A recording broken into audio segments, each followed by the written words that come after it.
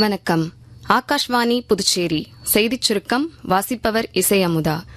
2 நாள் அரசுமுறை பயணமாக மலேசியா சென்றுள்ள பிரதமர் திரு நரேந்திர மோடி இன்று மலேசிய பிரதமர் திரு அன்வர் இப்ராஹிமுடன் ராணுவ பாதுகாப்பு, பொருளாதாரம், படைப்பாற்றல், திறன் பங்களிப்பு உள்ளிட்ட பல்வேறு அம்சங்கள் குறித்து இருதரப்பு பேச்சுவார்த்தைகளை மேற்கொள்ள உள்ளார். இந்திய அமெரிக்க நாடுகளுக்கு இடையே ஏற்பட்டுள்ள இடைக்கால வர்த்தக ஒப்பந்தத்தை தொடர்ந்து இந்திய ஏற்றுமதி பொருட்களுக்கான வரி 18% குறைக்கப்பட்டுள்ளதாக மத்திய வர்த்தகம் மற்றும் தொழில்துறை அமைச்சர் திரு பியூஷ் கோயல் தெரிவித்துள்ளார். 2026-27 ஆண்டுக்கான மத்திய பட்ஜெட் குறித்து நேற்று புதுச்சேரியில் செய்தியாளர்களிடையே பேசிய மத்திய தகவல் ஒலிபரப்புத்துறை இணையமைச்சர் டாக்டர் எல் முருகன் 40,000 கோடி ரூபாய் மதிப்பீட்டில் மின்னணு சாதனங்கள் உற்பத்தி நிறுவனங்கள் தொடங்கப்பட உள்ளதாகவும், மீனவர் நலனுக்காக உள்நாட்டு மீன் பிடிப்புகளை உயர்த்துவதற்காக 500 நீர்த்தேக்கங்கள் உருவாக்கப்பட உள்ளதாகவும் தெரிவித்துள்ளார்.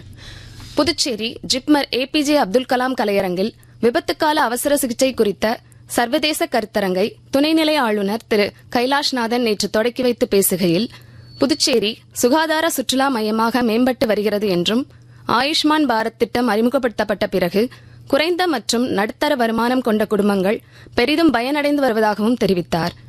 புதுடில்லியில் நேற்று நடைபெற்ற ஆசிய ரைபிள் பிஸ்டல் சாம்பியன்ஷிப் போட்டியில் இந்திய வீராங்கனை இளவேனில் வாலறிவன் 10 மீட்டர் ஏர் ரைபிள் பிரிவில் தங்கப்பதக்கம் வென்றார். மேலும் இளவேனில் மேக்னா மற்றும் ஆர்யா போஸ் ஆகியோர் இடம்பெற்ற அணியும் தங்கம் வென்றது. ஓஜஸ்வி தாக்கூர் இளைஞர் பிரிவில் தங்கம் வென்றார். மும்பை வான்கடே மைதானத்தில் இந்திய அமெரிக்க அணிகளுக்கு இடையே நேற்று நடைபெற்ற T20 உலகக்கோப்பை கிரிக்கெட் போட்டியில் இந்தியா 29 ரன் வித்தியாசத்தில் அமெரிக்காவை வெற்றி கொண்டது. இத்துடன் இந்த செய்திச் சுருக்கம் நிறைவு பெறுகிறது.